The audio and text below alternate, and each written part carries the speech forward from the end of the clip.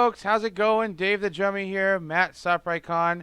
We are the hosts of SUWAMA'S Station. It's the official podcast, All Japan Worldwide Fan Group. We want to thank you folks for joining in. We've got a hell of an episode. Got a lot of news, a lot of big developments going on. We've got updates and news bits and results from February, essentially the last part of January as well.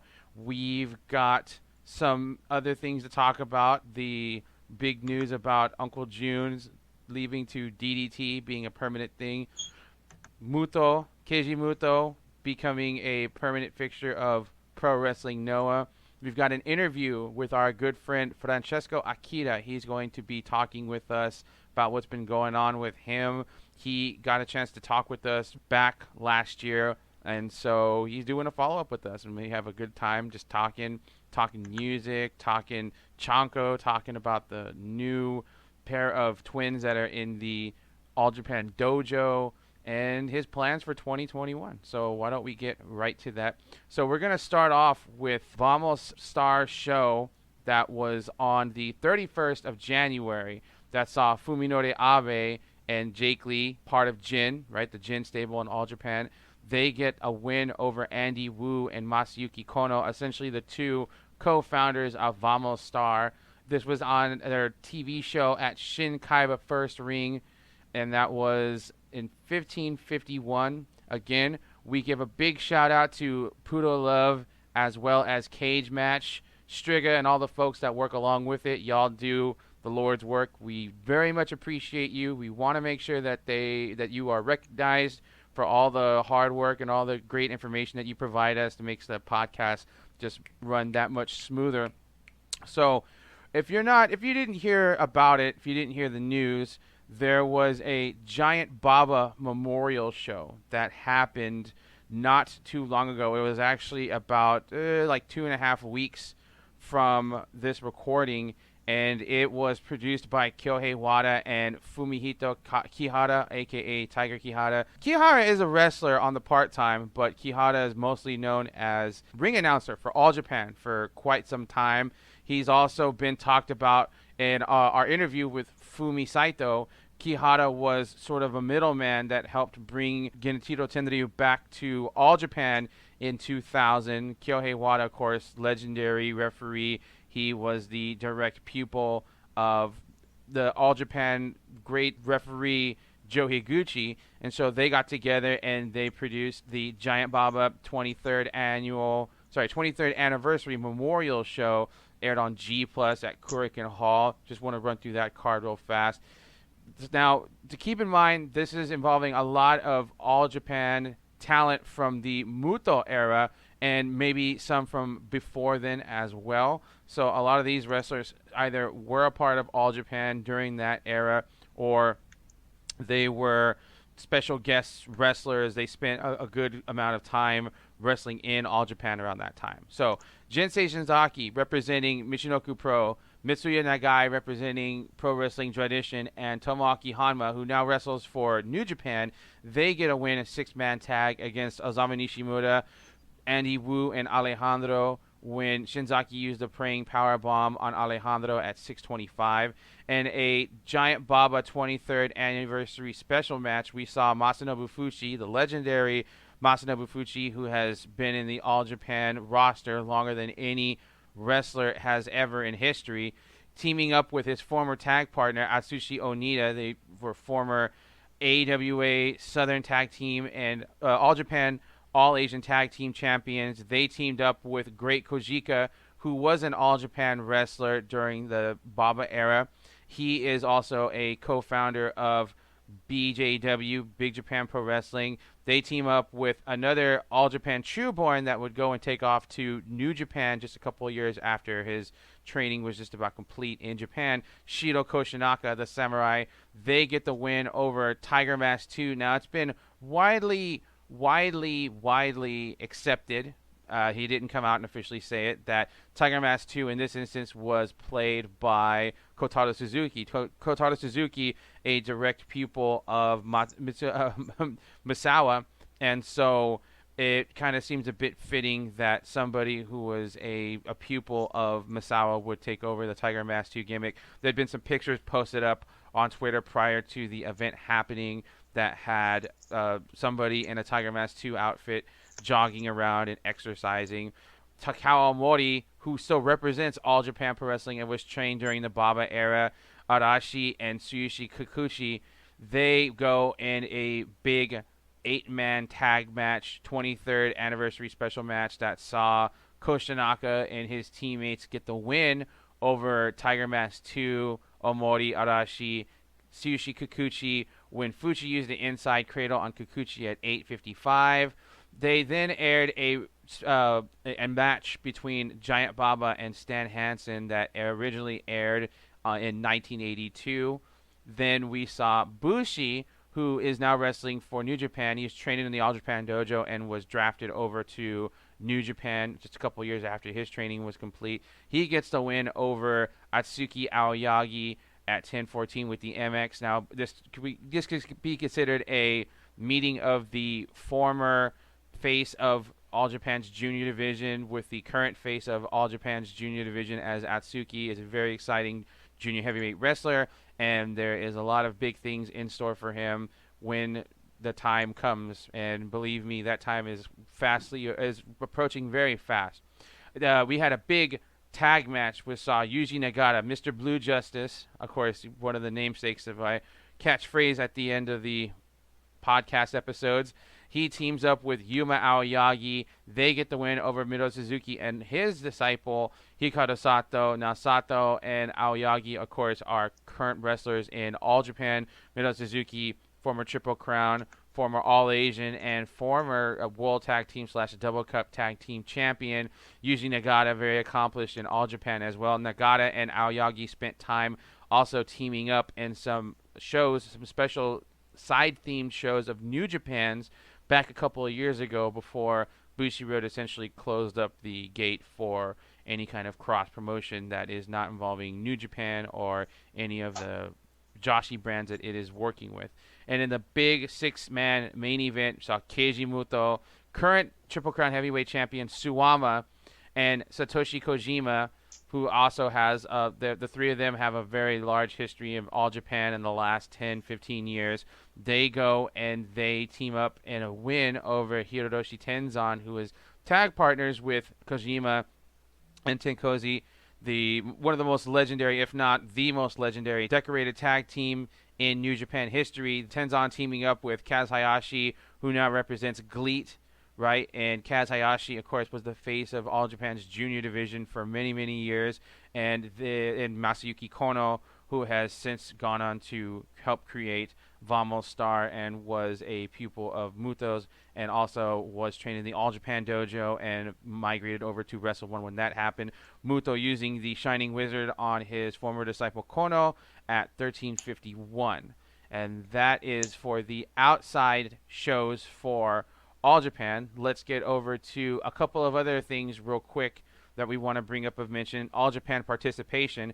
2AW, right? 2AW and All Japan, they have some ties that bind, right? We have Ayato Yoshida, who is the current top dog in 2AW right now. He's also part of the Jin faction alongside Naoya Nomura, Jake Lee, Koji Iwamoto, and Fuminori Abe. So a 2AW Grand Slam in TKP Garden City, Shiba on the 14th saw a Daiju Wakamatsu 7-match trial series match. The third match in that series saw Hikaru Sato come and pay a visit to Daiju Wakamatsu, getting the win at 12:40 with the cross arm breaker. Of course, Sato is very, very fast on slapping that thing on. He's very good at that, and it just proved it right here in this match. Wakamatsu, of course, has 4 more matches in his trial series. Very fun wrestler. I would check out his work if you get the opportunity to. And the following night, on the 2AW Infinity 2021 Spring on the 7th, happened just a week prior before, we saw a tag match involving Kingo Mashimo, who is no stranger to All Japan, former World Tag Team / Double Cup Tag Team Champion. He teams up with Tatsuya Hanami, who got to a chance to appear on the Fight Club series last year as Japan was on a lockdown. Tatsuya Hanami, right? They team up in a win against Shuji Ishikawa and Ryuki Honda. Ishikawa and Honda forming a teacher-student combination, and I dig it. I would say I predicted it, and I'm very glad to see it. Mashimo gets the win over Honda with a Muto at 15:06. We also saw in the main event a big tag match with Jake Lee, again, a member of Jin. He teams up with Taylor Adams in a win over his fellow teammate in Jin, Ayato Yoshida and Kotaro Yoshino, when Adams used the sick kick on Yoshida at 18:58 to set up a future to set up the future title challenge from Adams, which Yoshida turned back of the 14th at 23:28 with the cross white. It was Yoshida's sixth defense. Also, that happened during the month of February outside participation of All Japan. We saw a Vamos Star show on the 28th that featured Masayuki Kono, who we talked about earlier, getting a win over Ryuki Honda at 10-10 with the cross arm breaker. And I'm kind of wondering when we're going to maybe see some exchanging of talent between, All Japan and Vamos Star, as this isn't the first appearance of All Japan wrestlers on there as well. But, only time will tell on that. And finally, there was a Hikaru Sato produced show called Jeep, Jeep, 3 E's. And it was to basically have a special themed wrestling show based around, it wasn't to be taken seriously. It was a one-off type of deal revolving around a musician named Nagabuchi and music and pro wrestling. And they did this in an outside ring. It was in front of a very, very, very small crowd. But we're just going to go through those results now. We want to stress that we're not 1,000% sure. We haven't checked out the show yet on who is what as far as the names are, but we do know some of them are pretty obvious, and we'll get to that. So, Kiniyoro no Wakamatsu and Urayasu no Danji-chan, that would be, my guess would be Dan Tamura from All Japan. They go to a time limit draw with Ueki no Manmaid, who is Takayuki Ueki, who was formerly of BJW, has been spending some time in All Japan lately, and our friend Francesco Akira as Francesco Junko. And on the next match, we saw Koji Doi, we're pretty sure Koji Doi, who has been spending time in All Japan, Vamos Star, doing a little bit of independent work here or there. And Suro ni Nata Abe-chan, who we're pretty sure is Fuminori Abe. They get the win over Sushi Dream, who is Sushi under a different guise. And Tokyo Asaya Seishun Hikaru Sato, you can take a guess who that is, when Doi used a lariat at 12:13 on Sushi for the win. Finally, we have Yoshitatsu no Naruyoyo get the win over Captain of Rambo Kawamura at 22:43 with the Nagabuchi Fantasy. Now, I may have read this wrong. Kawamura is retiring the Rambo alter ego. I thought I read something about that. I might be wrong. I thought he was retiring, just him, but... You think it's just Kawamura himself retiring? Well, hopefully, but... Kawamura has been around. His real name is Dio Kawamura.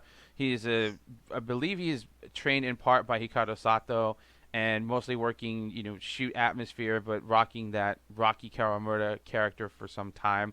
And that was at 22:43. So that is it for the outside All Japan participation. We're going to go through the Excite series now, starting on the 18th. This one was live on AJPW.TV, Shinkaiba First Ring. We had the Ryuki Honda 7-match trial series, the second match in that series. Now, as much as I want to say the long name of it, I'm just going to go through the results just because you can take a look at it. Yeah, you can take a look at it. We'll be here all day. Yeah, and you can read it yourself. It's pretty hilarious. But so Yoshitatsu gets the win over Ryuki Honda at 6:37 with the crab hold. We saw Yuma Aoyagi and Atsuki Aoyagi and Rising Hayato, the current incarnation of Next Stream, get the win over Takao Mori, Black Menzore, and Francesco Akira when Yuma pinned Minzore at 8:21. Izanagi, Purple Haze's Izanagi gets the win over Evolution's Dan Tamura with the M5 at 6:11. Jake Lee, Koji Yamamoto, and Tajiri. Jake Lee, Koji Yamamoto, of course, representing Jin. They get the win over Infant Terribles, Shotaro Ashino, Kumarashi, and Okuto Omori when Lee used his backdrop suplex on Omori at 9:58 in a special themed match, singles match between Kento and Abdullah Kobayashi representing BJW. This is to build up for the World Tag Team title match later down in the tour. This went to a no contest at 11:23, and finally we saw a tag match to help build up the Triple Crown title match between Kyohei Sato and Evolution's Suwama, the current top heavyweight and Triple Crown heavyweight champion in All Japan. Shuji Ishikawa and Kyohei Sato, also affectionately known as the Twin Towers, they're former BJW tag team champions and very successful team back a couple of years ago. They get the win over Suwama and Hikaru Sato at 20:57 when Kyohei used his drill-a-hole pile driver on Hikaru Sato. Now, I had a fantastic time watching this show. I watched it live, and I would definitely say some things of note real quick would be Kento kind of getting his ass beat up a little bit here by Abdullah. In the singles match, I'll be using all the tricks in the book to basically throw Kento off his game, kind of get into the head of Kento to show him that, he can't just beat Abdullah just normally like he could anybody else, and the message was sent loud and clear. The opening match with Ryuki Honda and Yoshitatsu, Honda showing a lot of promise. He's still kind of rough around the edges, but I would definitely say that he has a lot of potential, and he could be something big if he stays with it. Also, in the main event, Ishikawa and Kyohei Sato just really taking it to Suwama, and in particular Hikaru Sato. That drill-a-hole pile driver that Kyohei Sato used on Hikaru was just super vicious, just very, very ouch-worthy. Matt, do you have any impressions from this show? Yeah, I thought this was a solid show. Ryuki Honda does have potential to be somebody, but again, he still needs a lot of fine-tuning before make a full assumption. Excuse me, but the potential is there for him. Enfant Terrible is there. This losing streak is really not good.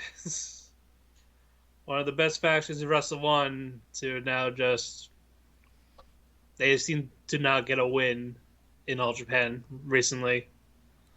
And then with Abdullah and Kento, it was okay for what it was, but at the same time, they're not gonna have Abdullah beat Kento at a regular tour show in a singles match, and Kento being Kobayashi, it wouldn't work because, again, momentum for the tag titles. So them having a no contest is the right call. As for the main event, it was a solid main event to get us interested in the upcoming Triple Crown Championship match.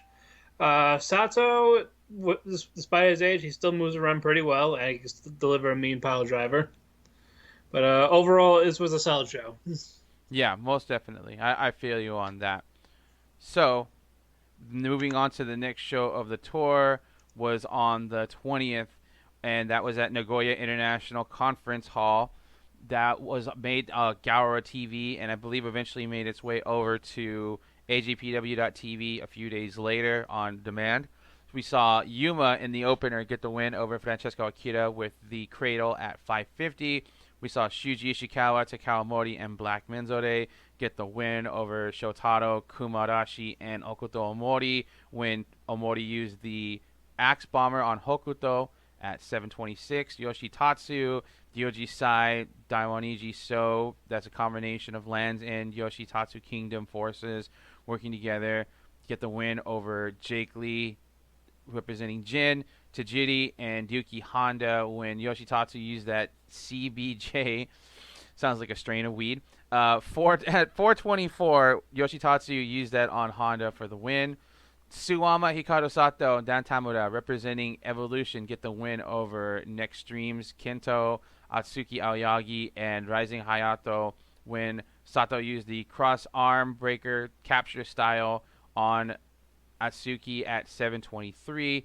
We saw this show get headlined by 2 title matches. We saw the All Asian Tag Team title being defended amongst the members of Purple Haze. You don't see that too often. You have members in the faction going up against each other for titles.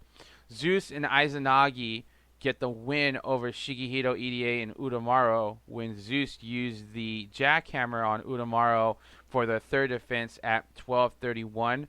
And in the main event, we saw Strong Hearts representative, OEW representative Sema become the new World Junior Heavyweight Champion when he used the Spartan Cut on Koji Iwamoto at 21:24. This was a failed 5th defense for Koji Iwamoto. Sema becomes the 54th champion. Sema, of course, was proclaiming that All Japan would be his new battleground, and so this was a big way to mark his territory and to embolden his claim that All Japan was his new playground. Afterwards, he also has indicated that Strong Hearts will be coming alongside him very, very shortly. And I have to say that this definitely was a step up from the show from the night before. The match with Sema and Iwamoto was a very good match, but the ending I don't think I was a very big fan of. Kind of fell a little flat.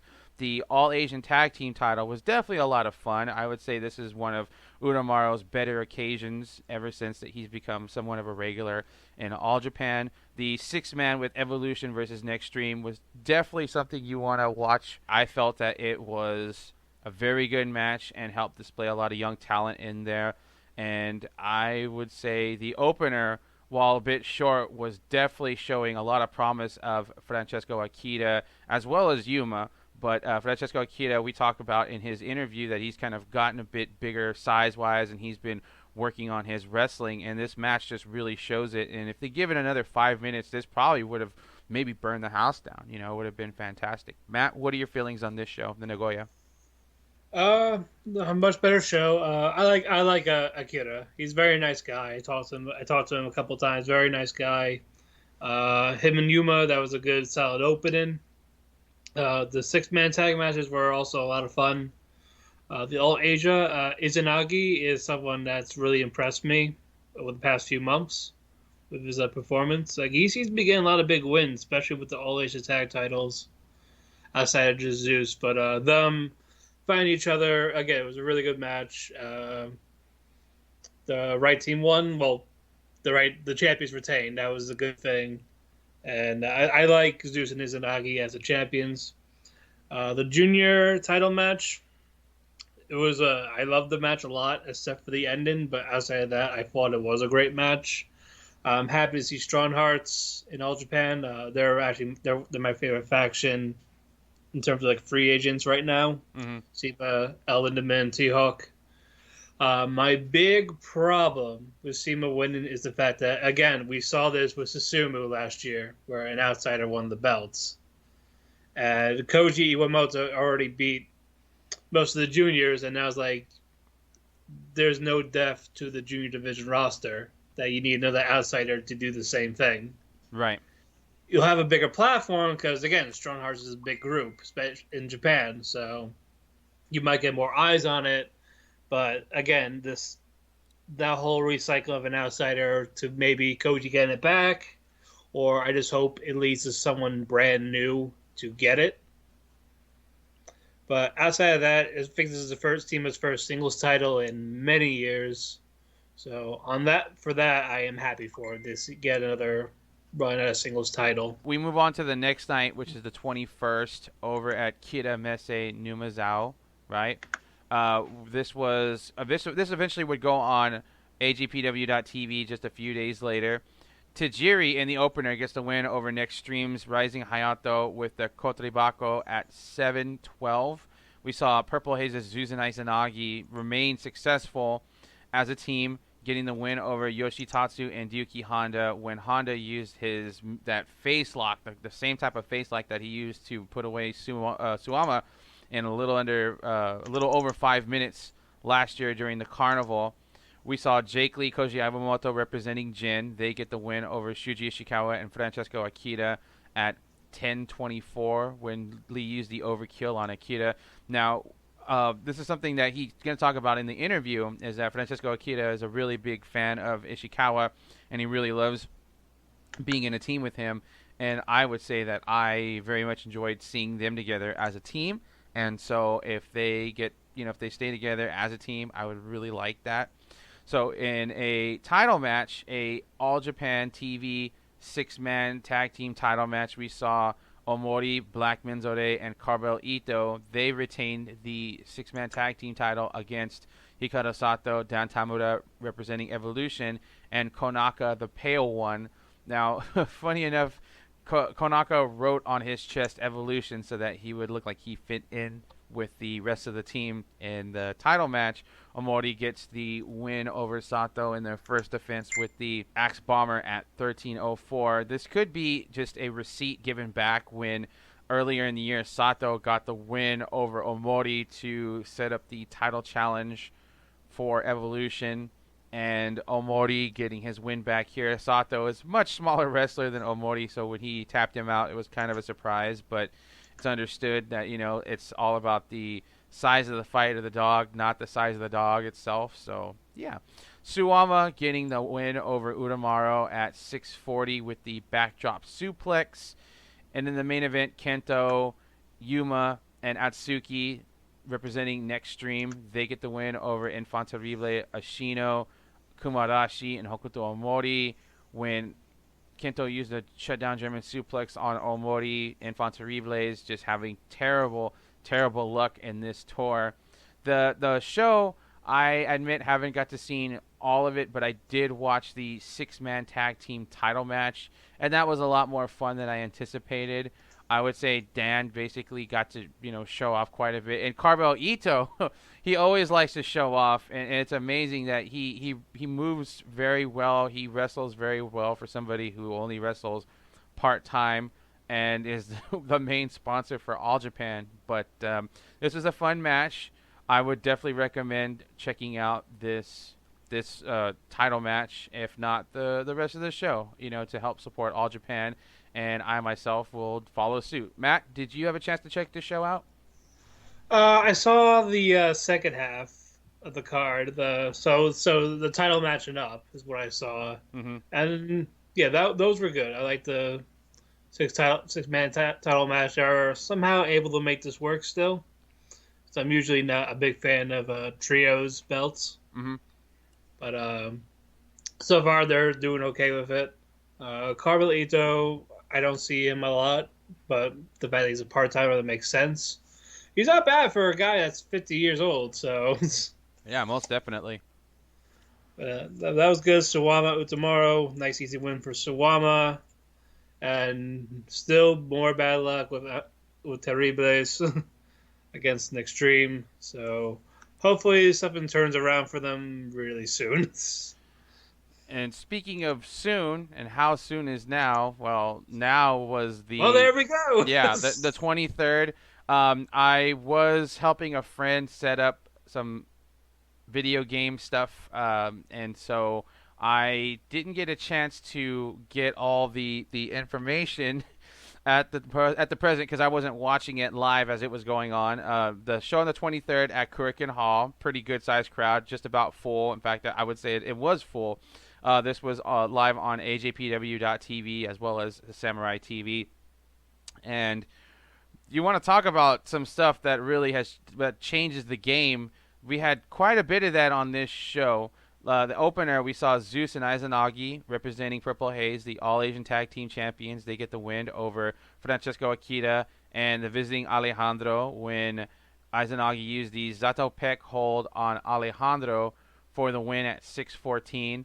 Yoshitatsu, Azami Nishimura, and Balian Aki get the win over Takawamori, Black Menzore, and the visiting Ryuji Hikata when Yoshitatsu used the CBJ on Black Menzore at 6:07. And got to be one of the first or one of the few All-Asian tag title challenge matches to determine the next challenger. We saw 3 teams go up and challenge for the right to challenge the All-Asian Tag Team Champions next. We saw Atsuki and Rising Hayato from Next Stream get the win over Hikaru Sato and Tamura, the winners of the Junior Battle of Glory 2020 tournament, as well as the junior heavyweight contingent of Enfants Terribles, Hokuto Omori and Yusuke Kodama at 6'10" when Aoyagi used a crucifix hold on Omori. The next match saw the debut of Tomoya Hirata of Freedoms. He teams up with the Gaora TV champion, Jun Kasai. They brought a little deathmatch style of wrestling to Shuji Ishikawa and Yuki Honda. Shuji Ishikawa, no stranger to deathmatch wrestling during his time in BJW. Spent a lot of time doing battle in the death matches, and his back and his chest is very, very big indicator of such. And in this match, Honda got disqualified at 9:27 to give the win to the Freedoms team. Kasai, of course, bringing out those skewers, and there's a great picture of Kasai skewering the head of Shuji Ishikawa. They will lock up on the next tour for the Gaora TV title. This is, of course, a build-up to that title match. Now, the next match saw a six-man tag team match that essentially just changed everything in All Japan in one fell swoop. Jake Lee, Koji Iwamoto representing Jin, teaming up with Tajiri. They've been working together. Jake Lee, Tajiri, Koji Iwamoto in different combinations over the tour. They get the win over Shotaro Ashino, Koji Doi, and Kumarashi when Jake Lee used a giant killing on Ashino at 9:11. Now, after the match, Matt, just lay it out for me, man. We experienced the Chicago double turn, as they say. Yes. Enfants Terribles turned on Shotaro Ashino, and Jake Lee joins them in beating up Shotaro, up to the point where Koji told Jake Lee that's enough. And then Jake responded, "Why? Okay, I'm going to attack you now." So they attack Shotaro and Koji, while Tajiri just stands in the corner going, "Huh?" Like, what's going on? So now, because of this, Jake Lee seems to be the new leader of Enfants Terribles, or they're just going to make a new group with a new name. We don't know the name yet. I am looking forward to this. And this needed to happen for Jake's sake and for Terrible's sake. Because for the past year, they've been booked quite poorly. Like, Jake reached his limit as a face. Like, he wasn't going to get anywhere. He wasn't getting a Triple Crown Championship. He was losing tournaments. This is all he could do as babyface, and he had enough, and he turned heel. Yeah, I would have to agree that this had to happen just because we needed a big shakeup, and it needed to happen before the carnival, and we got it. Now we've got, what was kind of being built up the last month or so when you could tell something was going to give when Enfants Terribles was kind of giving Shotaro Ashino that look when he was heading to the back after the Triple Crown heavyweight title match with Ashino and Suwama. And now there will be a new faction, most probably something to do with an eclipse, because they keep sharing pictures up of an eclipse on Twitter. If you're a Twitter follower, you follow like Koji Doi, you follow Kumarashi, all the members of the now former Enfants Terribles. They're all posting up pictures of an eclipse. And so my guess is it's probably forming a new unit. I do think it was a bit odd that Tajiri was involved, because you don't really need him in the mix of things. You could have just stayed out of it, but he got himself involved, and that's pretty much. He always seems to sneak in somehow when you least expect it. Yeah, he is. He is a bit of a sneaky sneak. He's a sneaky snake. That's what he is. Yes. So, give him some spam, he'll run away. Yes, that's right. William Regal told a story about how much Tajiri told the story about how much William Regal loves spam, and I can dig that. Tajiri hates spam. Yeah, I can dig it. I grew up with spam. I don't know. I don't think it's that bad. It's all good. There's a great song about it with Monty Python, that's for sure. That's right. So, moving right along in the pecking order, the evening, we saw the tag team titles being defended by Next Stream's Kento and Yuma, they get the win over Team Fat Muscle of BJW, the combination of Daisuke Sekimoto and Abdullah Kobayashi, when Miyahara, very, very impressive, he manages to get the shutdown German suplex on Abby and their first title defense at 17-17. And, this was a lot more fun than I thought it was going to be. It wasn't a very scientific, technical match, but, I would definitely say that when you have Sekimoto in there, it's going to be a good time. And, Abby, I think, was, he was not out of place in this match. And so I think that this was probably one of the more enjoyable tag matches we've seen All Japan in a while. So if you get a chance, go out of your way and watch this match. And finally, in the main event, we saw Suwama go up against Kyohei Sato, formerly of 0-1. Suwama defending and retaining the Triple Crown Heavyweight title at 21-34 with the backdrop hold. Now, Suwama, of course, very good at dropping fools on their heads and their necks, and that's what he did in this match. But Kyohei wouldn't go down without a fight, and there was some sick elbow shots thrown by Sato into Suwama. You can just hear the thud, and I'm not surprised because Sato spent a lot of time with some very noteworthy trainers. Shinya Hashimoto, of course, being obviously the most notable one. He basically was the first rookie to come out of that 0-1 dojo, and it shows Sato still, as you mentioned, can still move around pretty good for a guy his age.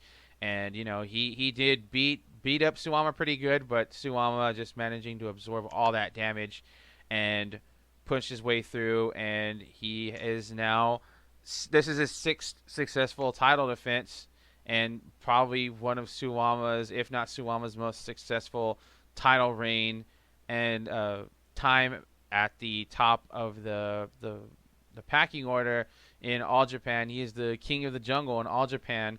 And after the match, he was confronted by Ashino. I'm sorry. Well, after the show, Yoshi. Yeah. Well. Yeah, you're right. Sorry. Yoshitatsu came out and he got into Suwama's face, and Suwama and Yoshitatsu will now link up for the Triple Crown during the next series, the next tour. It'll be Yoshitatsu and Suwama. So if you're a Yoshitatsu fan, you are excited. You're very excited as to what's going to happen next month. If you're a Suwama fan, then you're even more excited because Suwama has a clear disdain for Yoshitatsu, and he just loves beating the crap out of him. And I like watching it too. So this is going to be a good time. Next month, that'll probably be the main event for the tour-ending show, is Suwama and Yoshitatsu. Now, after the show, we saw Koji Yamamoto and Shotaro Ashino basically confront Suwama and ask for Evolution's help to deal with this new unit of Jake Lee, the former Infanterible, and Tajiri for the next tour. And so they're going to have some awesome team battles next month. It's going to be a lot of fun in the next tour. Really looking forward to that. Now, Matt, we were talking about this the other night, and that Suwama had voiced some disdain about the Triple Crown booking. He did. He basically talked about how he agreed that the booking of the Triple Crown title lately has been lackluster, and as a champion, it's good to know you're aware of this. Just saying, hey, it's great, even like he's honest. Yeah. That's what I like about Swan. He's honest about it, and he sees that, so that's why he promises to make it more presentable, to make it better. Because again, Jun Akiyama said that the Triple Crown belt's not a heavyweight title anymore. So I'm pretty sure Swan took offense to that, even though he's right booking-wise. He wants to show that it actually is a heavyweight title. It is a top title still. So he seems like the type of guy that would do everything in his power to make that happen, even when he's trying to get the blessing of having the belt separated again. Right. Suwama now saying that he wants to go and get the original Triple Crown title belts back for All Japan. We conducted a survey on our Twitter account at AJPW Worldwide to see what some of you listeners thought of what Suwama's chances were of getting back the belts. And I believe it was something in the neighborhood of like 60-40 that folks thought that he could get those title belts back. Suwama said that while he was wrestling on the Giant Baba Memorial Show, he got inspired to get those belts back, as those belts have lots of history and legacy related to All Japan, and All Japan could only be that much stronger with those titles, and I have to agree with him. So we only hope that he can make that happen, as All Japan could use all the good publicity, all the goodwill that it can get right now. Yeah. A lot of folks talking about BJW, talk about Noah, talk about New Japan, but with the Carnival and this development of Enfants Terribles turning on their leader, I would say that some eyes are beginning to shift back towards All Japan, and this is a very good thing, and I'm really hoping All Japan can blow us away with a killer lineup of the Carnival.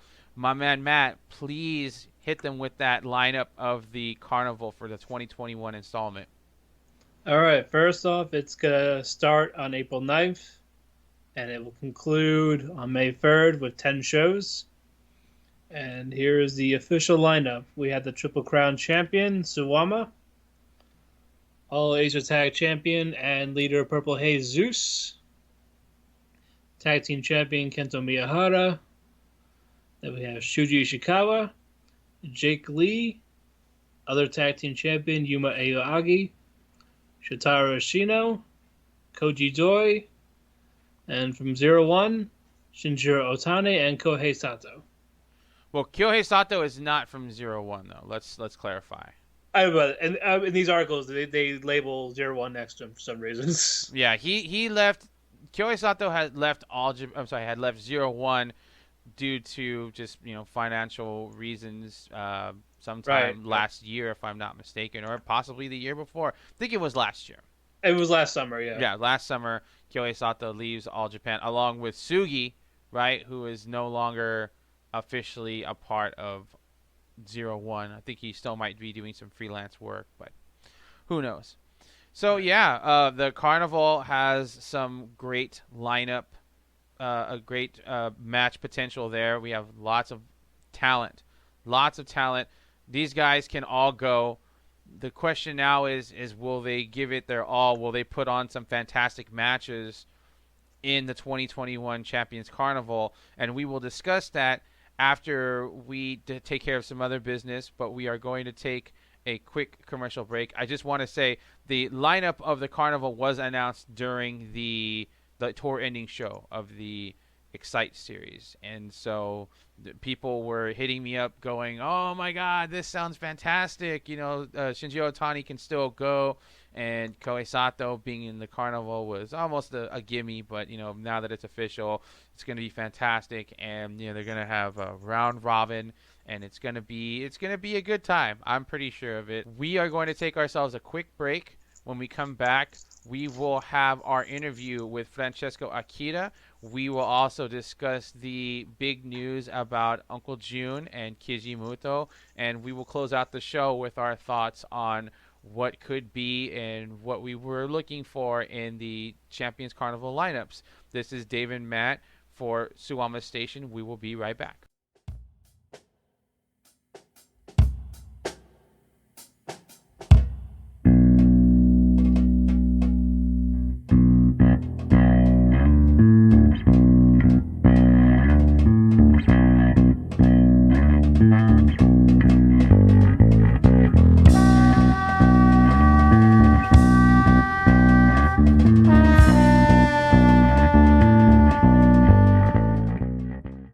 We are very blessed to be friends with a active All Japan Pro Wrestling wrestler right now, a star, if you will.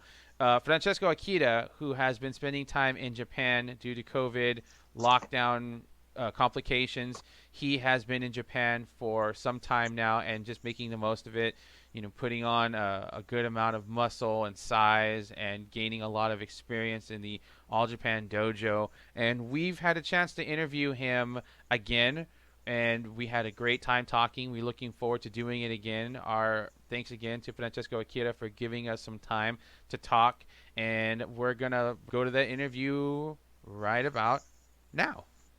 Hey folks, how's it going? This is Dave the drummer, your awesome host for the All Japan Worldwide Fan Group podcast, SUWAMA'S Station. I have with me a friend of the show. He's a friend to you and me, and he is somebody that we've talked to in the past, and we're super happy to have him back on. Francesco Akira is back with us. It's been a few months since we got to talk with him last, and we're really happy to have you back here, man. How you doing? Hey man, I'm good. I'm happy to be back for a long time since we spoke last time. Yeah, man. Yeah, I'm pretty happy. I think this is probably...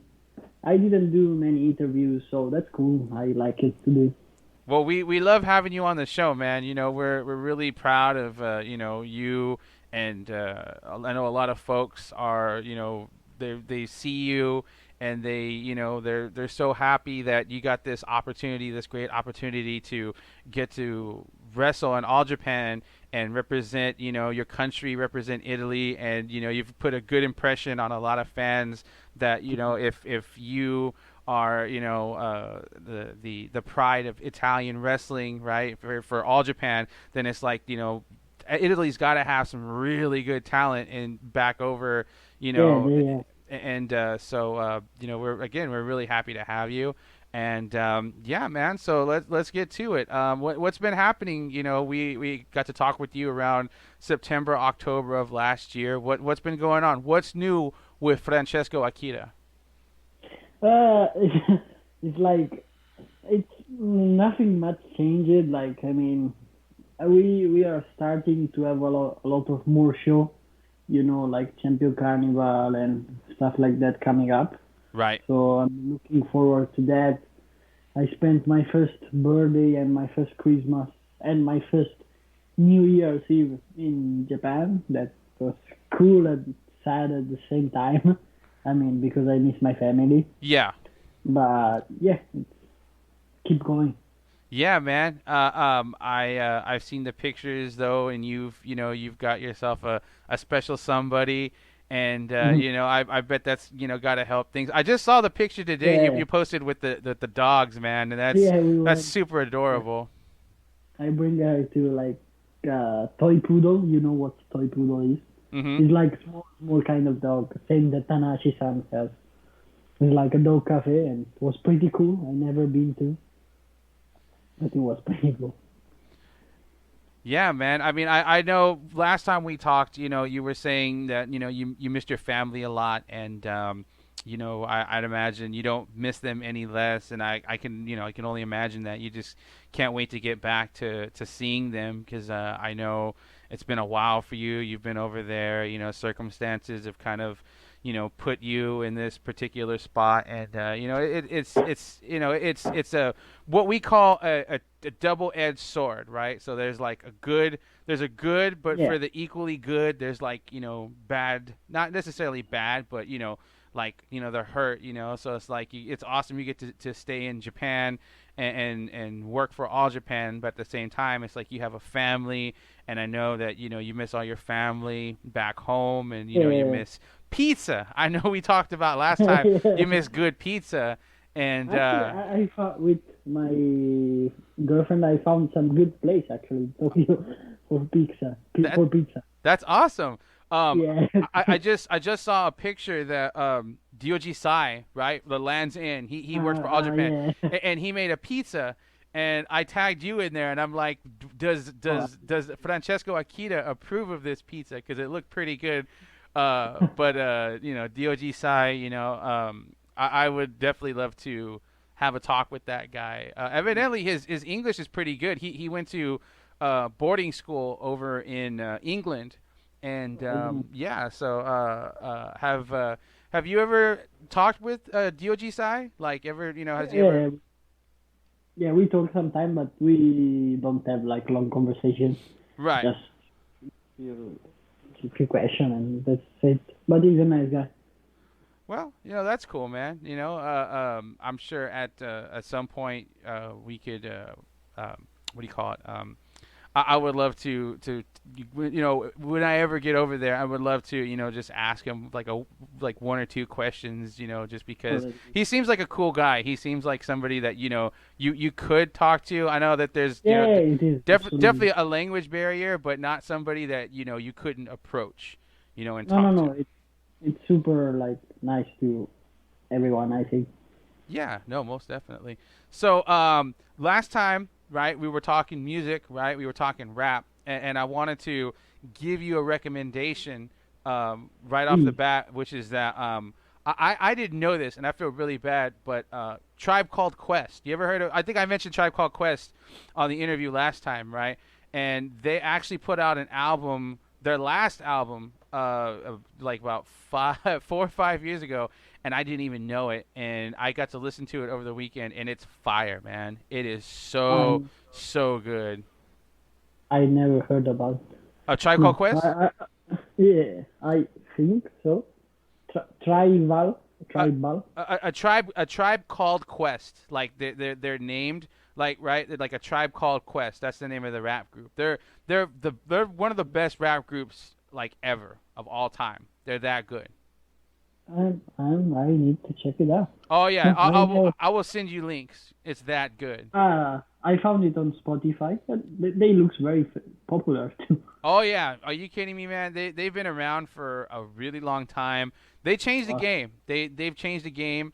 Unfortunately, they lost one of their prime members right around the time the album came out. But he had enough strength, enough passion for music that he was able to work on the album right up until he unfortunately passed away. Rest in peace, Phife Dawg. But it's Q-Tip and a whole bunch of other collaborators on the album, and it's it's amazing stuff. But if you get a chance, man, you got to listen to Tribe Called Quest. My bad. No, it's okay, man. Hey, you know what? I don't know. Please. Oh, you go ahead. Oh, no. I was just saying, that's the beautiful thing about music is that, what? It could have been made 30, 40, 50 years ago, but it's brand new to you, right? So that's the good thing. Actually, that's funny because recently, I don't know why, but I started to listen to Elvis Presley. I completely changed my music taste, but he's very, very good. So, I don't know, I just like his love song and rock roll. Yeah, man, he is an icon of not just like American music, but like he's an icon around the world, right? He captured so many hearts all across the world, right? All across time. My grandma was a huge Elvis fan, and my grandpa hated him for it, right? Hated him for it, but my grandma loved Elvis, and my dad. Elvis was in movies, right? Elvis was in movies.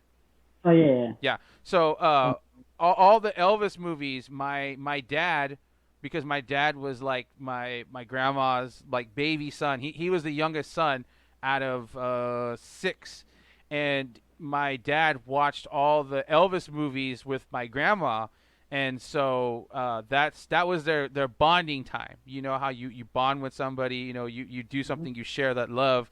And so for my dad, it was watching all the Elvis movies with my grandma. Oh, that's cool. Yeah. That's cool. Yeah, most definitely. Cool.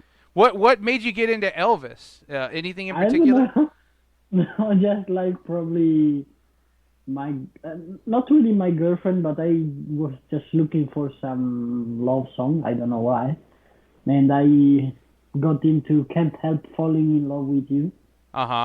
Classic. Yeah, that's pretty famous, but I never heard before. So it was like, oh my god, that's great. Yeah. Yeah, that's why. Absolutely, man. Elvis is. Some people would argue Elvis is the king. So you got good taste there, my man. You got real good taste. So let's talk about there's been a lot of changes, in the last couple of months since we talked about in terms of, things going on in All Japan. But like, I kind of want to focus a bit more on you for the moment, which is, I've noticed some. I mean, you posted up some stuff on the Instagram that you've gotten some muscle. You've gotten some. You're bigger than when you first came into to Japan, when you came to All Japan. Like, what's your secret, man? I mean, you look like you've really put on some muscle. Like, how did you do it? Was it the chanko? Yeah, it's actually the chanko, because with the new boys coming in, they are from sumo wrestling. Yes. So they cook a really good chanko.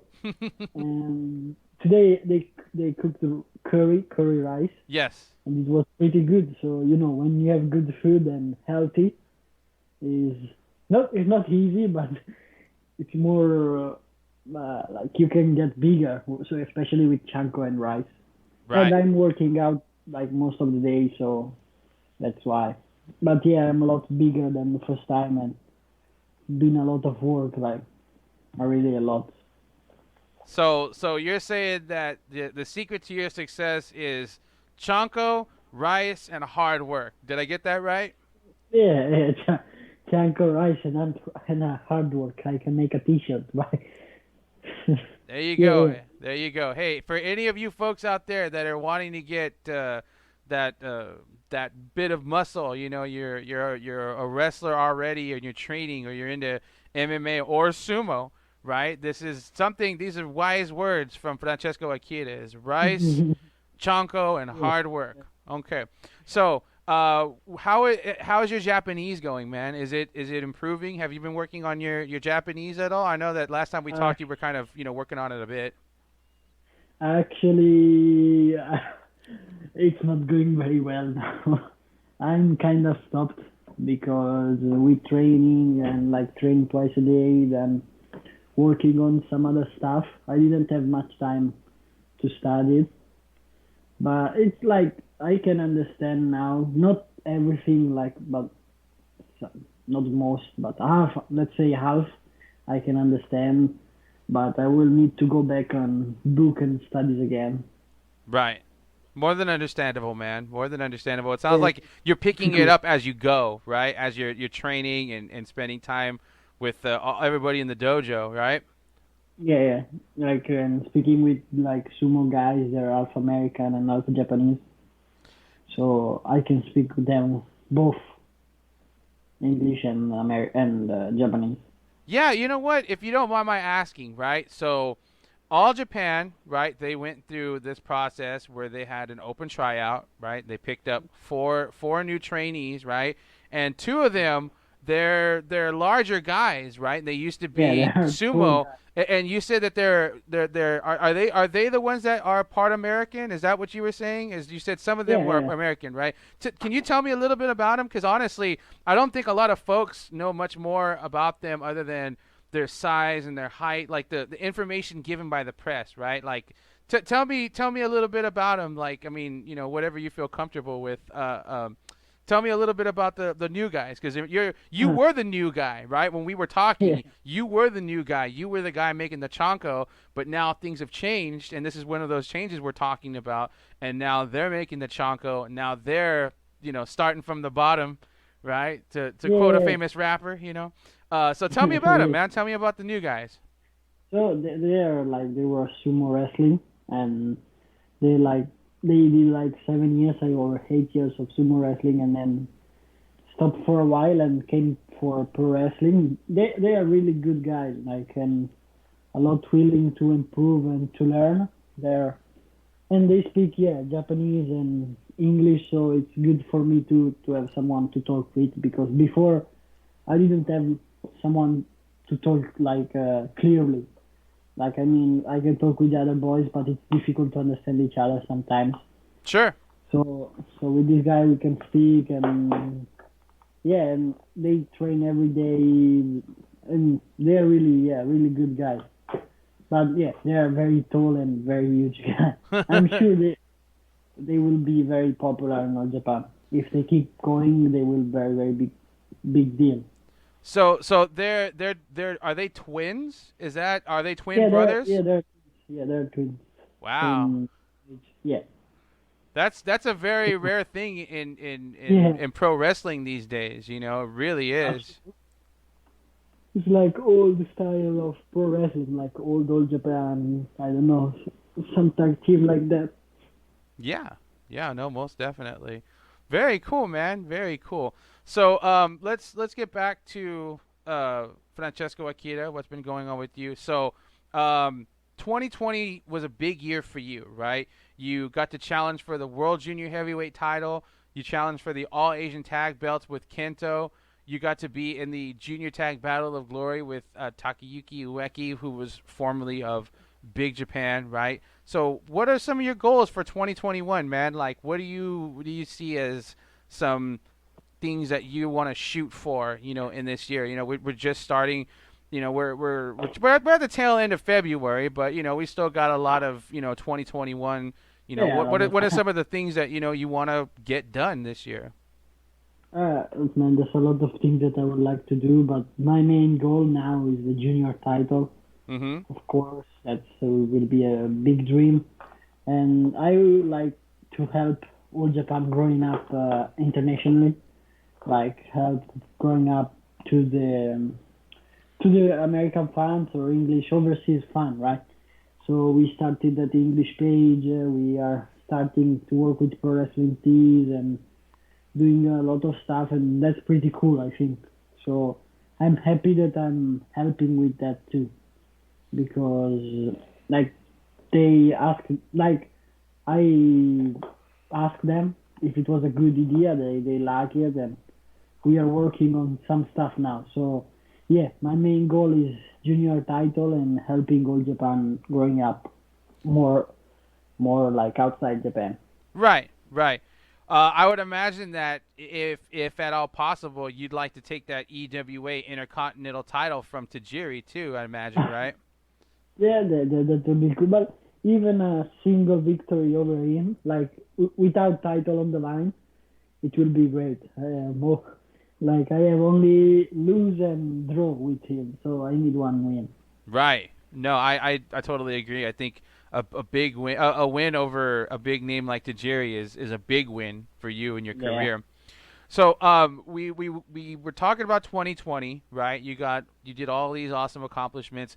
You were in a stable. We call it a stable, or it's effectively just a team, right? You were on a team with Kento and Jiro and Hayato.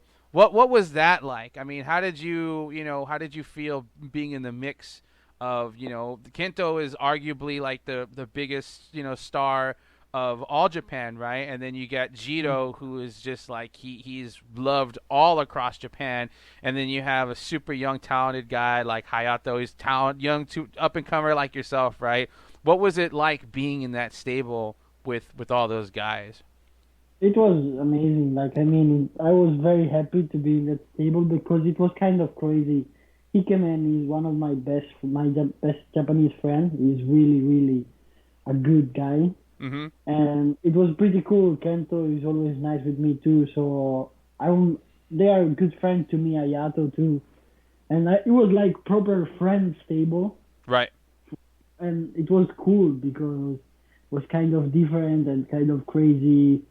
But not unfortunately, because Ikeman went to WWE, right? So things changed. I'm happy for him, absolutely, because he deserves it.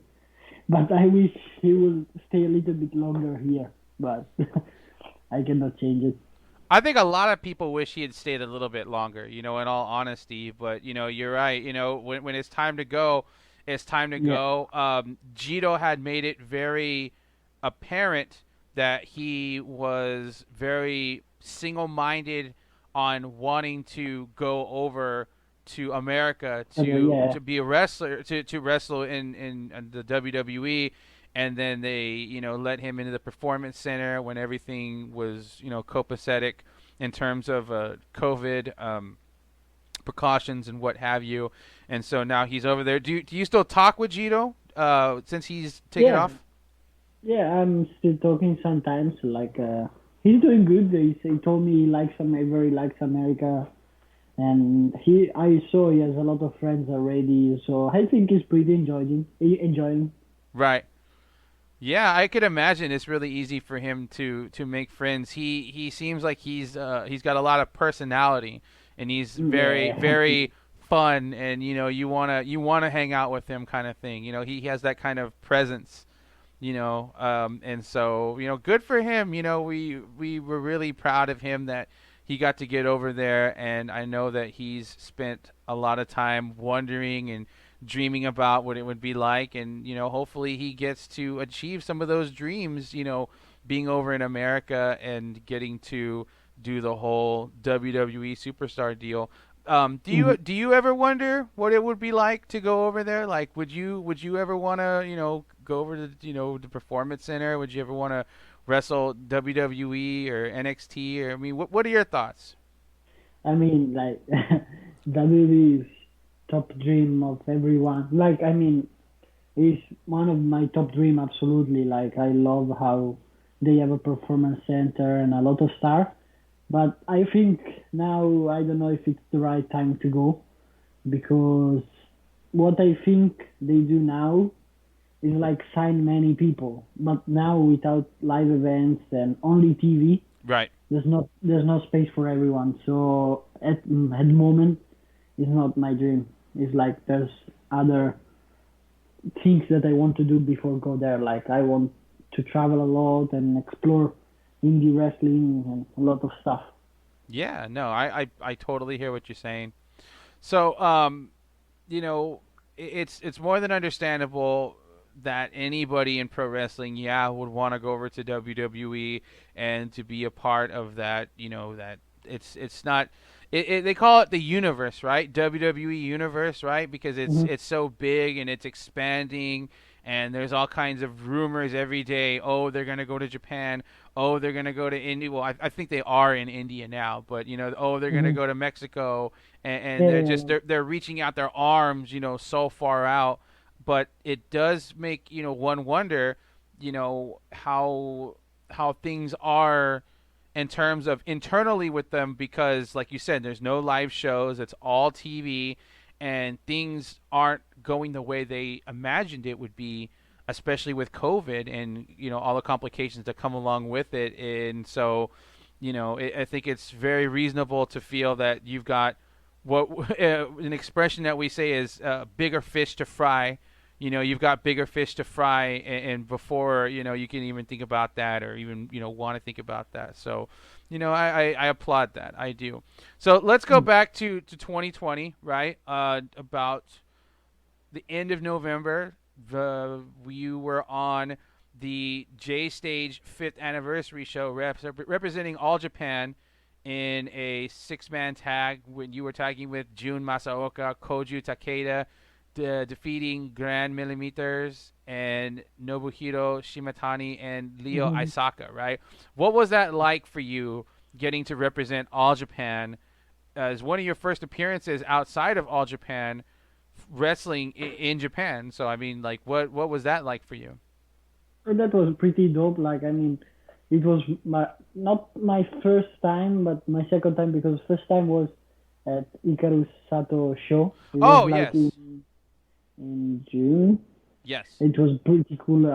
That one was pretty cool too. But this stage, it was like a fan show with indie fans, and it was dope. Like the other wrestlers were very, very talented and young like me, my style, and I had really, really good time over there. And I love wrestling with them. I pick up win, so it was pretty cool that I could represent all Japan well. I dig it, man. I dig it. So let me ask you this.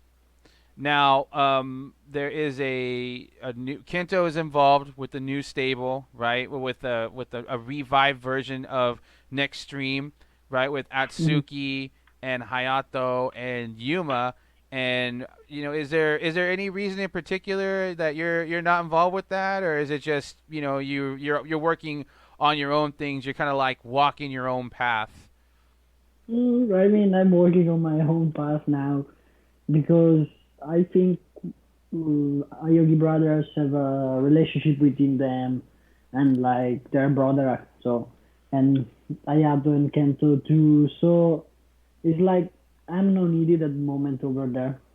Yeah. So I'm happy to stay on my own now, and like doing by myself. And I hope maybe in future what I would really like is to team with Ishikawa Suji and bring like the Shuji Akira team, because I really enjoyed wrestling with him. Like the other day, Mm-hmm. we wrestled Koji and Jake, Right. and it was very cool after a while, and people really enjoy a lot of Twitter posts about us, and I really enjoyed that match. A lot of people love Shuji Ishikawa. He's a big guy. He wrestles really well. He seems like he is a very warm, kind of easygoing kind of guy outside of the ring, Yeah, right? When he was teaming with Suwama, right? They did a lot of pictures together, and it looked like they were like buddy buddy, like they were really good friends. But now, they lost the tag belts, and they said that they're not going to team together anymore because they lost to Kento and Yuma. So maybe, yeah, maybe you are the new tag partner to be working with Shuji Ishikawa and maybe Ryuki Honda, because a lot of folks are talking about him too. And he's a big guy for All Japan in terms of all the new guys. They're not very they're junior cruiserweights, junior heavyweights, right? Like you and yeah, Atsuki, Omori, and Dan Tamura. But Honda, he is a heavyweight. He's kind of a taller guy, so that would be. I would like to see that tandem together. You guys, the three of you guys, the three amigos. I like that. I like that. So you had a singles match with Kento, right? Tell me about the singles match. How walk me through it. Like tell me. You found out. You're like, oh my gosh. Tell me about that. Because that's got to be I exciting. I was drinking with Tajiri-san when I found out, and we were like drinking outside before New Year. No, I don't remember. Yeah, before New Year. Yeah, before New Year, and we were drinking, and I was like, who I'm wrestling on Chiba show, Mm-hmm. and he was like Kento, and I was like, it's a joke, right? Because I mean, why Kento? But he said, no, for real. And so I was like very excited to wrestle him, because he's my favorite wrestler in all Japan, and I think he's my best match so far. Like, I mean, Junior was good. I like my Junior match too. Yes. But one with Kento, I was more evolved like a wrestler, and I learned a new stuff that I want to put in, and it was pretty a cool match with him, because he's super talented and super good wrestler, and he let me do a lot of stuff, and it's so easy to work with him. He's really good worker, and I learned a lot from him, like a lot of stuff. But that was crazy. I didn't expect it at all, so I was very happy about it. A lot of people talk about that I've seen talked about that match and saying that you and Kento, right? Sometimes they say, well, somebody did a better job than somebody else, right? And I feel like from what I've seen from other people talking about it, and my feeling would be that you guys were evenly paced in that match. You were even match, right? Both of you guys, right? And that to me showed me that you have grown quite a lot in your time in all Japan, and so you should feel really, you should feel that, rightly, you do feel that that's, you've been your best match, and, you've only got up from there to go, man. So, I mean, good on you, good on you for having a fantastic match with Kento and showing that you can hang with that guy, because you're right. He's a super talented guy. He can go into any room and light it up like a Christmas tree, because he's like Jiro, where he just has that personality. He has that charisma. He just is sort of just like, he just steps into anywhere, and he's just like, all your eyes are on me. Kento is really good at that. He's probably one of the best in Japan at being able to do that. So we talked a lot about All Japan. We talked about Francesco Akira, and we talked a lot about what you've been up to in 2021. And I want to close out with a question. It's kind of probably a little bit of a tough one. Uncle Jun, right? Jun Akiyama, right? When you first get to All Japan, he was there, and he was somebody that was like a backstage, presence, and he's a leader, right? He's a leader.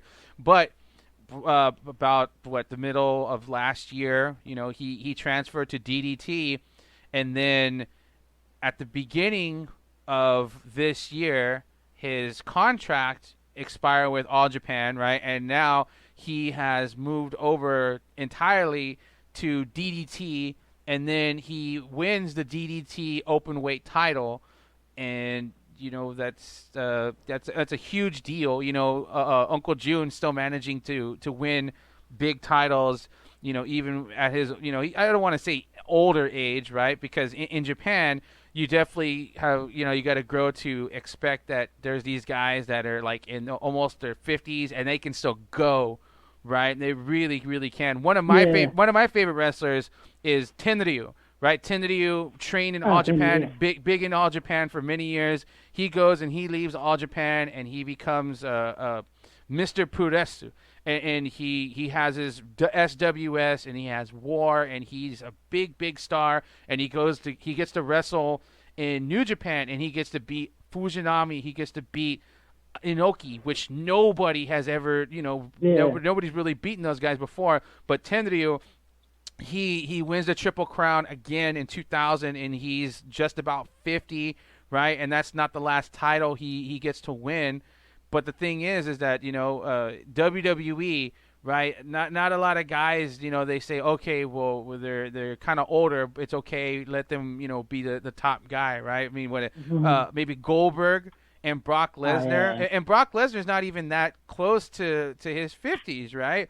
So the thing is Uncle June, he gets to win the big title. Like, how did that make you feel when you found out, Uncle June, he decided he's gonna go to DDT, and then he won, open weight title. He won the I forget what the name of DDT's big tournament is, like the D League or something like that. KOD, I think. Yeah. KOD, right, exactly. So how did you feel about all that when that, kind of transpired? I mean, like, as you say, Akiyama-san is a legend, and he was there when I came the first time. It was always nice with me. I learned a lot from him. But I think, I don't know, maybe stuff weren't doing good, and I think he preferred to leave. And I'm happy about his time in DDT because he brought some All Japan style over there. Yeah. And that's pretty cool. I mean, I'm happy for him because it's always been nice with me and like inviting me out for dinner and stuff like that. So yeah, you see he can still go, and actually very well. Can still go without problems. And I'm sure they will build up a very good character in DDT with him too. Like they don't need to build a character on Akiyama, but he can help to bring a lot of fun to DDT too, I think. Yeah, I think a lot of people kind of view it in the same way. They say, well, people, it's pro wrestling, right? People in pro wrestling, they become friends one day, enemies another. I go work for this company. I go work for this company one day, and I come back, and then I go and work for another company. And there's lots of different companies in Japan, right? There's DDT, BJW, New Japan, All Japan. Then there's like little smaller groups like have you heard of Andy Wu? Andy Wu has his company Vamos Star, right? That's yeah. So there's all these little promotions, and they're doing their own thing. And I just heard the other day, there's a wrestler you may know, you may have heard of him, but he's big legend in Japan. His name is Super Delphin, right? Super Delphin. He's going to open up his own new wrestling project, right? And is going to have it on matches on YouTube. So, that's just how pro wrestling works. You're Yeah, there for one day. Sometimes you're not at there. least it's business. Like I mean, like other sport is we all love pro wrestling, but it's business too. I mean, you know what I mean? Yes. Yeah. So I think Akiyama-san did like. I'm happy for him actually. I wish he could do both, but I don't think it's possible. Yeah, well, I mean, you never in wrestling or life, you can never say never, right? He might show up for Yeah. for like a special match. He might come back. Eventually. Time. They have the expression, "Time heals all wounds." So if Oh, there yeah, if yeah. there is bad blood or whatever, it can all heal up in time. Sometimes that's what people just need. They just need some time to get away from things and to be able to go and do different things. And then sometimes you say, hey, I kind of miss, this or I miss that. And, you can always go back to it. The doors are almost never closed in pro wrestling. I mean, I'm sure there's exceptions to the rules, but, like you said, it's a business. And sometimes good business means you got to open the doors back up. Yeah, absolutely. Yeah, Well, for sure. thank you so much for interviewing with us, Francesco Akira. We're so happy that you problem. could come back on and talk with us, man. Is there anything you'd like to plug or anything you'd like to say to the All Japan Worldwide Fan Group or the listeners? We're on YouTube now, so it's not just the All Japan Group. It's like all of YouTube can hear you now. Oh, that's really cool. Let's make it viral. Yeah, no, most definitely, man. Let's go worldwide. Hey, thanks again for coming on the show. Francesco Akira is, of course, going to be wrestling on All Japan on their upcoming tours, the Dream Power Series, and then the Champions Carnival is going to be coming up. And Francesco Akira is chasing after that World Junior Heavyweight title. I think this could be his year, so keep your eyes on him. But most importantly, keep your eyes on All Japan and always make sure that you're following him. They can find you on Instagram too, right? You're on Twitter and you're on Instagram, yes? Yeah, absolutely. Twitter, Instagram, Facebook. Yeah, that's it. And they just need to look up Francesco Akira, right? Yes, Francesco Akira, and you can find me. Very cool. Okay. Thank you very much. Thank you very much again, man. Hey, we love having you on. In a couple of months, we'll probably ask you to come back and just, shoot the breeze with us. And like I said, man, we're super proud of you and, your achievements and, the work that you've done in All Japan. Just, keep up the good work. And, we're always watching. We're always rooting for you. And I can't thank you enough for coming on. It's so cool to be able to have a wrestler who is on the current roster who can, talk with us because obviously, All Japan and to the English speaking, community, there's a bit of a language barrier, right? But you have this perspective where you're kind of on both sides of the fence. Like you said, you can understand a fair amount of Japanese, right? You can't maybe speak it as well as you'd like to, but you're there and your English is very good. And so we can talk with you and you can, kind of tell us, what's been going on, what with you and, hanging out with all these wrestlers and talking to us about the new Dojo boys. And so as they would say in Japan, arigatou gozaimasu.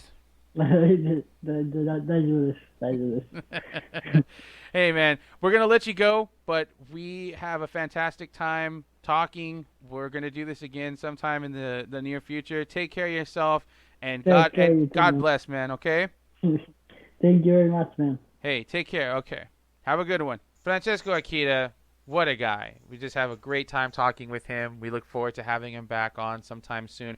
We'd love to talk to him possibly about getting to interview the twins, the Sato twins that are in the All Japan Dojo as they're of American descent, and so pretty sure that we can bridge that communication, that language gap, no problem. And if we can make that happen, folks, we will be very glad to bring that to you on a future episode of the podcast. So let's talk about some very big news that has happened over the last couple of weeks. Let's start off with the big one, which was Keiji Muto, who was a big part of the revitalization of All Japan in the 2000s after the Noah exodus in 2000. We saw Muto come in and become an instrumental part in saving All Japan for some time.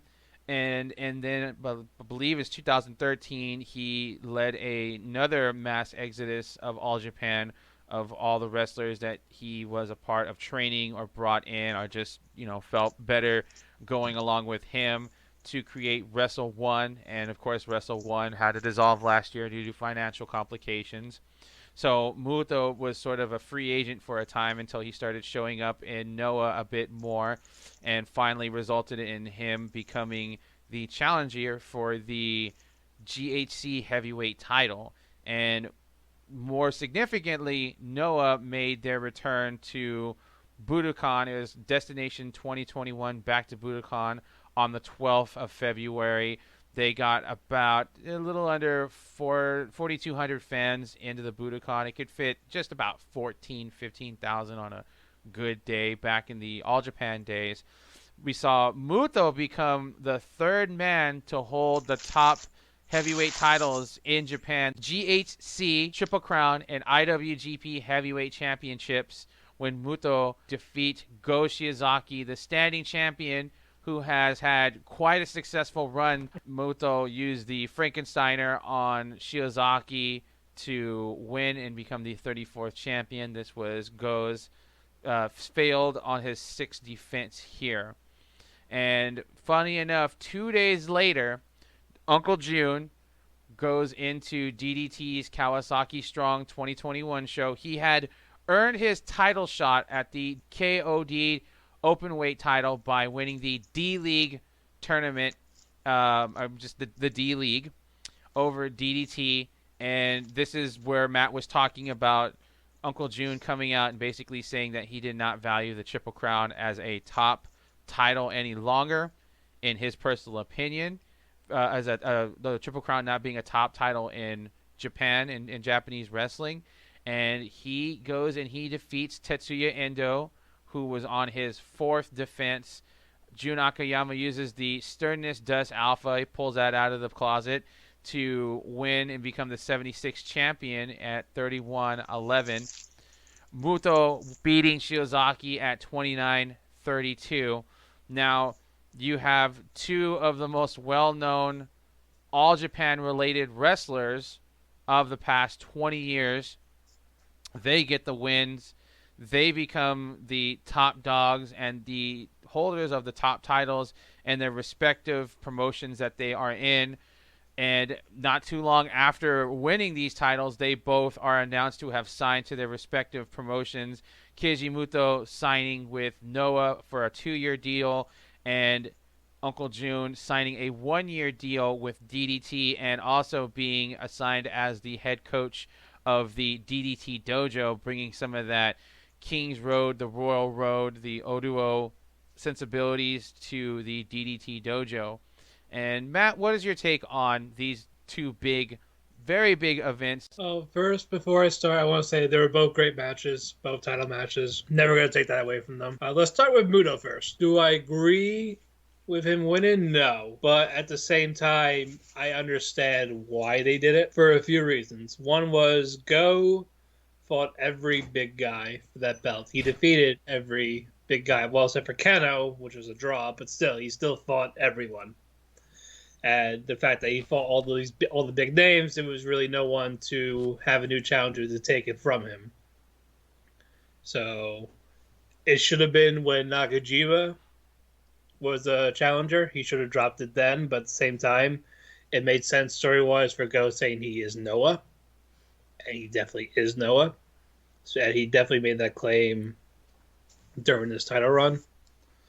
But with Muto, despite his age being very limited, he can still work the way at his own pace to make it work, psychology-wise, instead of just ring work. And the fact that he's still one of the biggest names in Japan, Like we knew it was happening for almost the year now. That he was going to be the champion. He was going to be the third person to win all 3 belts. So I just hope it doesn't go to waste fully. Like, if he is going to win that, if he is going to be that champion, he better have a couple defenses in. And now with him fighting Kaito, I think that's too soon. I probably would have built up a defense or 2 and then have that big rematch in August where Muto defeated him, and then where Kaito gets that revenge a year later to get the big belt against one of the biggest stars in Japan. And what about Akiyama? Oh, God. Imagine if he had an exodus like Misawa and Muto did. I think All Japan would have been in very big trouble had that happened. I think that would have been almost closed at that point. If they had got a third exodus, especially from Akiyama. Right. But Jun busted his ass all year. He wasn't a part-timer. He wrestled singles matches, tag matches. He was very consistent for that whole year. So him winning is not really as shocking as I would expect it to be. Do I expect a short run? Probably not. I expect him to hold it for at least half of that year. And again, if this is going to be his last singles run, I will take it because I love Jun. He's great for his age. He's a smart man. I just wish that bridge wasn't kind of burnt, but I do hope he does come back to All Japan sometime soon. I don't know the exact details of why they had the fallout. But anyway, I am happy for them. I'm happy for both of them. Like, I do wish them the best in their title reigns and their success in the new contracts. But again, it's just a tricky situation. Yeah, I would definitely agree. It is a bit of a sticky situation between Akiyama and All Japan and DDT as well. I'm going to say it was very unfortunate that Uncle Jun left All Japan on the way that it happened. I will not try to pretend like I have a full understanding as to the direct reasons why he left, but we can imagine that it has to do something with the new management that has been set in place for All Japan. It more than likely has just to do with disagreements between Uncle Jun and the people who are doing the booking. They have a direct hand with what's going on backstage with All Japan, and it's a shame that it couldn't get worked out. It couldn't work out some kind of deal where Uncle Jun would just stay a rental to DDT but still be a part of All Japan, because All Japan could definitely use him these days. And, you know, as you said, he is still somebody that can go. He's still in pretty good shape. He's a very smart guy, and he is going to be a very big help to DDT, and we wish him the best. On the show, we wish him the best, and I'm sure a lot of the fans and listeners out there also feel the same way. It's just very unfortunate that it seems like Uncle Jun has probably wrestled his last match in All Japan for some time. Now, as far as the booking is concerned, I don't have too much of a problem with this. Uncle Jun is still relatively good shape. He is somebody that can still pull out some amazing matches, and during the league, it was very evident to me that they were leaning in towards giving Akiyama one last ride as the as a top singles wrestler in Japan. And so by giving him the KO'd openweight title, this is sort of that, I think, the smart decisions that we've seen out of Sanshio Takagi, who is a very smart businessman himself. You know, if I'm not mistaken, he is in charge of the whole cyber fight operation, and there's good reason. As Sanshio basically started out DDT, you know, as a very low level independent, and now they're like top 3 wrestling promotions. They're one of the biggest companies in Japan. Yeah. And you don't just get that overnight. You get that from very smart business acumen and, you know, having faith in himself and the DDT product. And, you know, look where it's gotten him. So, you know, that big ups on him. Now, on the other side of the spectrum is the Muto title change. And I had a fair amount of conversations with folks about this. And while a lot of people felt, this is going to bring new eyes on the product, and he's still a famous wrestler, more famous than Go, and a lot of interesting points for Muto to become the GHC heavyweight champion. I don't agree with this at all. I don't think that this is the way that you treat somebody who is the top dog of the promotion that is basically was there and helped build back up the credibility of the title.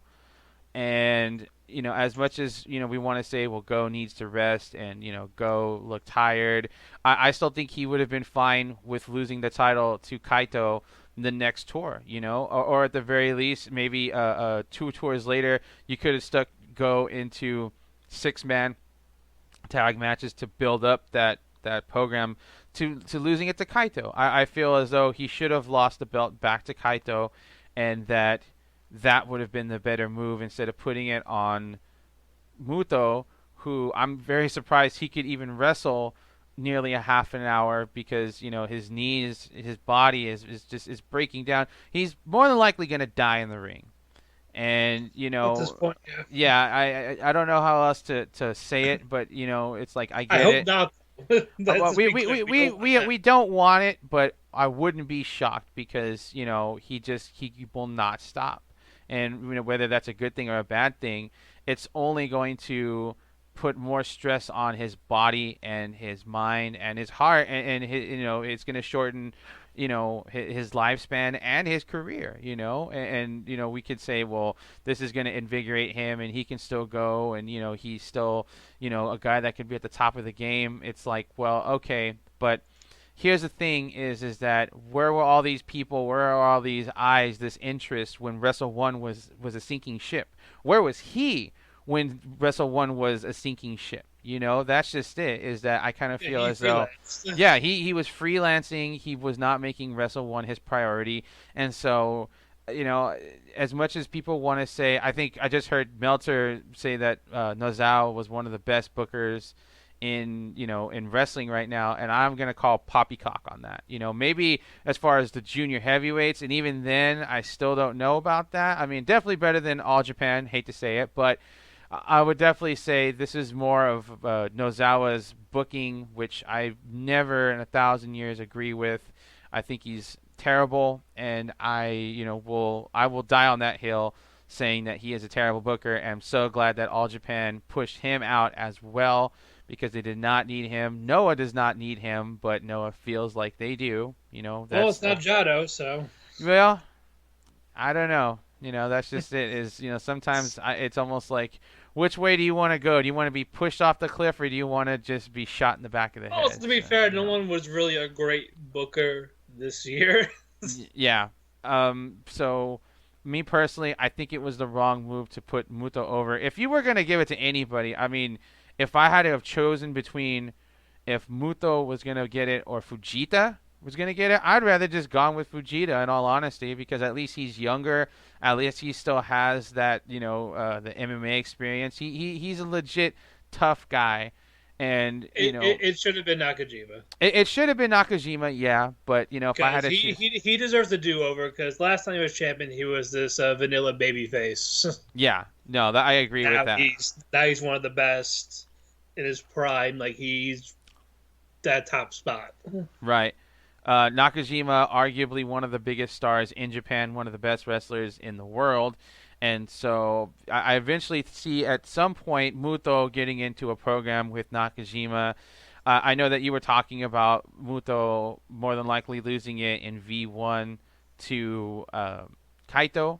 But because of the signing the contract, I don't see that happening. I think Muto is going to more than likely retain over Kaito. And, third time will be the charm for Kaito. Maybe.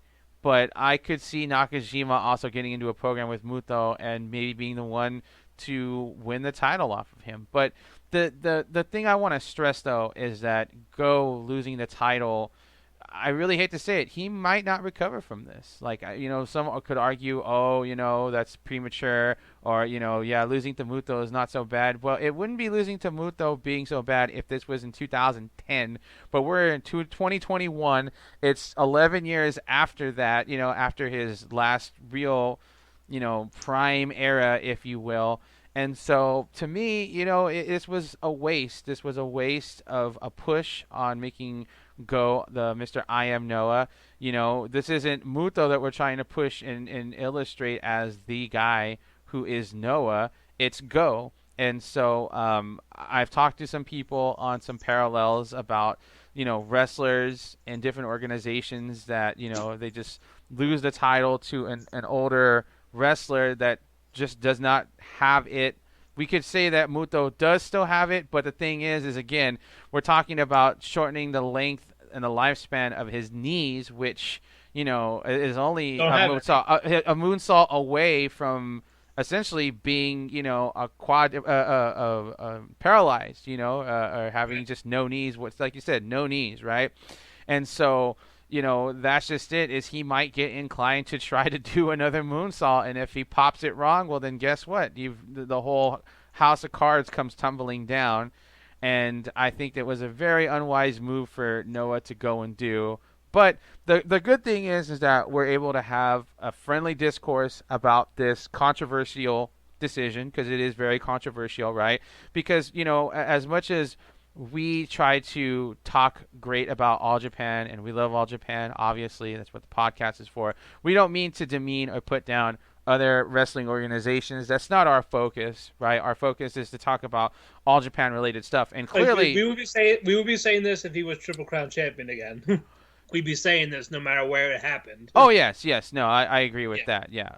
And so we've seen some exchanges on Twitter and on Facebook get a little nasty, and it's like everybody just needs to be respectful of each other's opinions. Nobody's opinion is better than anybody else's. That's including Uncle Dave. It's like this guy has been around a long time, yes, and he's very knowledgeable, and he's very, he knows his wrestling history. However, I would say he's very questionable lately, though. Very, very, very questionable lately with a lot of things. But well, I mean, let's leave that off the table and just say this. All right, we'll just say that your opinion is not any better than Uncle Dave's.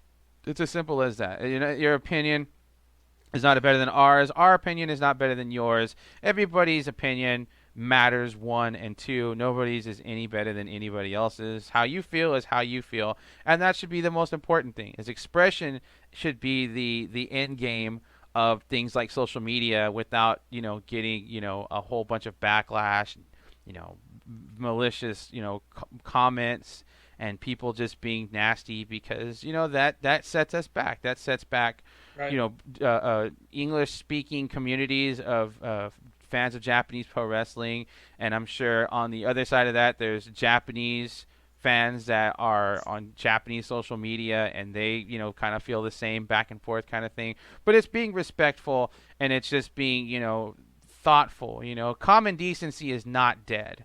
And so we just want to make sure that you folks are hearing that loud and clear, that I don't value my opinion over Matt's, and Matt doesn't value his opinion over mine. We're contemporaries. We're both sharing so that folks can have both sides of the story. Every story has two sides. Every coin has two sides.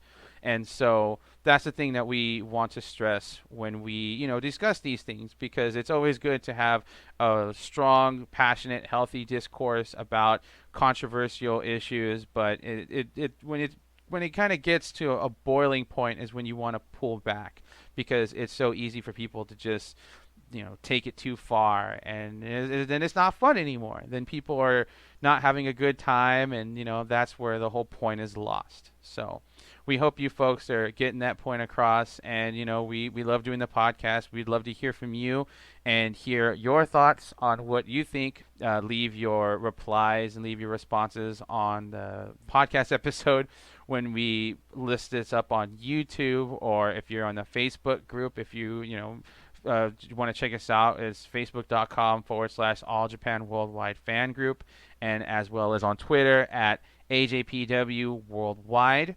Next episode, we are going to have a very lengthy talk about Kolega Pro Wrestling. Now, you might be wondering what Kolega Pro Wrestling is. Maybe you're not savvy, you're not following, certain wrestlers on Twitter or Facebook, and that's totally cool. But Kolega Pro Wrestling is an organization that was started up by the Bodyguard, who is I believe, a multiple-time World Tag Team / Double Cup Tag Team Champion with his former tag partner in the Osaka Big Guns, Zeus.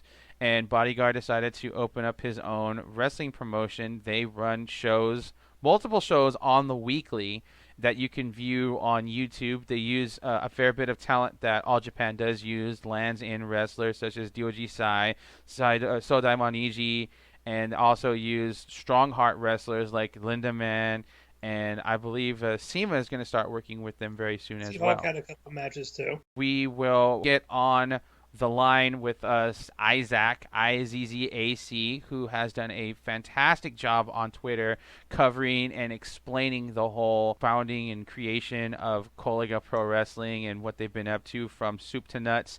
And we're really hoping to get him on here and talk with us about it, why he decided to, come on this, and do this thing when a lot of other folks might have just said, hey, I'm not that interested in this. But, it's very interesting that Bodyguard would start up a wrestling promotion, in 2021 when, crowds are still not a regular, you can't have full capacity crowds. And, right. Just very interested to see what he's got to say about all this. So look forward to that as well. And we are also looking forward to talking to Joseph Monticello. He does a look at classic All Japan Pro Wrestling stuff. I believe it's Walking the King's Road. And so we're looking forward to talking to him in the next few episodes. That series is doing very, very well. We want to say, congratulations to Joseph on work well done. We're all fans of his work and doing some fantastic stuff with that, and we're gonna have him on the show. We're gonna talk about it with him, and it's gonna be a good time. We've got lots of interviews lined up. I cannot disclose fully who we've got lined up coming up, but Joseph and hopefully Isaac will be two of the ones coming up relatively soon. And so we hope that you're subscribed, and we hope that you're checking us out via YouTube or on Spotify through the Chairshot Radio Network. We want to send a quick shout out to the Chairshot family. We want to say thanks again for having us on, and we are very happy to be a part of that. And just we want to say thanks. Thank you so much. So we're going to close out the show with our plugs like we usually do at the end of the show. But first off, I want to talk a lot about the Carnival, the 2021 Champions Carnival. Now, I know a lot of folks were hoping for more wrestlers in the blocks. They were hoping for more guests, more outside wrestlers. Some folks were even hoping for foreign wrestlers for them to be able to return to Japan to be able to compete in the Carnival. And so, we just want to give you our 2 cents on what we think about the lineup and about, what's going to go down in the Carnival this year. Matt, I'd like you to start off. The only thing I was really disappointed was no T-Hawk. Because he was really the only person I wanted in here, especially with Steve saying he was going to bring him after winning the belt. Right. So, okay, maybe he'll be the surprise, but nope. I was like, darn it. Because he was really the only one I wanted. I wanted T-Hawk and Kento in a match. Right. But other than that, it's a solid lineup. I don't expect outsiders or anything like that, especially with the money they have. I think 10 people is fine for now, especially since we just had a carnival not even 6 months ago. Right. So, again, the fact that we have 2 in less than a year, 10's fine. Right. I just wonder, the fact that we only have 10 shows, are they going to do 1 block or 2 blocks of 5 again? That's what I want to know. Right. I think that we should mention that blocks have not been announced or decided, so it may just be a single block because we do have 10 wrestlers, right? 10 wrestlers, yep. 10 shows. So assumably you could have everybody face everybody, and I would be all right with that. I think that would probably be the best idea to do, is to have everybody just wrestle each other on a single block, and I could dig that, because there's some matchups here that I'm really excited for. Koji Doi going up against Zeus is something I've been wanting on a singles match for a while. Kento going up against Kumarashi. That should be a fun and new, interesting singles match. Suwama going up against Koji Doi is something I'm looking forward to. Very, very much so. I was saying on our Twitter account that Koji Doi could essentially be the MVP for this year and really just come out of left field and just shine like crazy, because he's got the size, he's got the moveset, he definitely knows how to work. He has great facial expressions, as a certain Southern wrestling podcast gentleman likes to discuss at leisure sometimes. Is Koji Doi has got it. He's a complete package. So that's going to be a fantastic, he's going to come in, and I think he's really going to blow a lot of people away. Now, Kyohei Sato and Shinji Otani being the two outside wrestlers in this tournament, I'm very much excited about Sato being in the Carnival.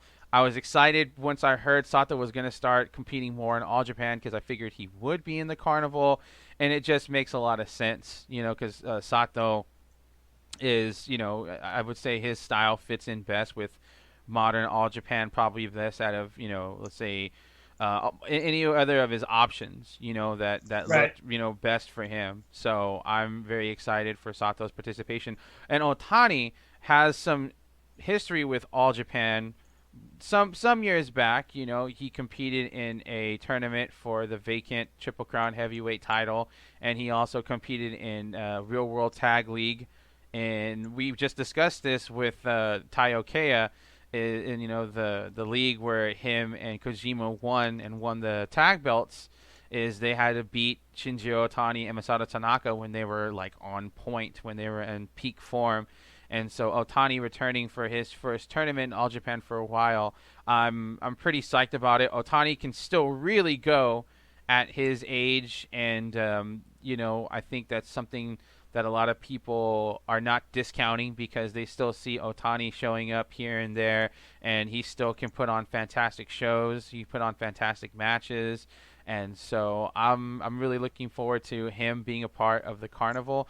Now, will I say that I'm not disappointed? I won't say that, because I was a bit disappointed, because I was kind of hoping we would get, guys like T-Hawk. I was hoping, Hayato Tamura of, recently just left, Just Tap Out would show up.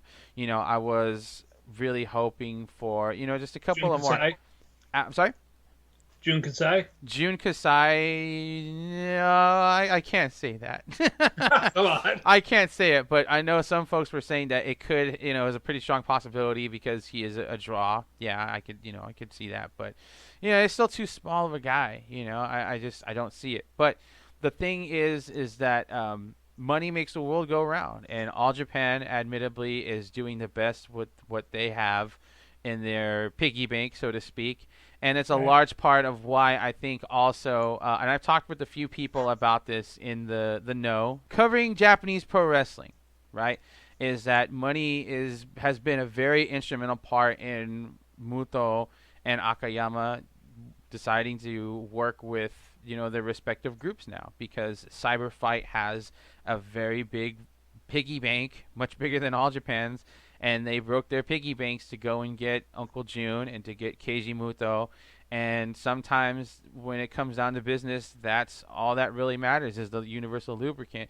We got to remember that Genichiro Tenryu, he leaves All Japan at a very crucial time, because All Japan decides that they are no longer going to be working with WCW, NWA, JCP. They decide they're going to just be almost isolationist. In fact, they are isolationist promotion right at the start of the 90s, and that's just about when Tenryu left, and a large part of that due to money. He got a huge financial sponsor, Megane Super, which is a big eyeglass maker in Japan.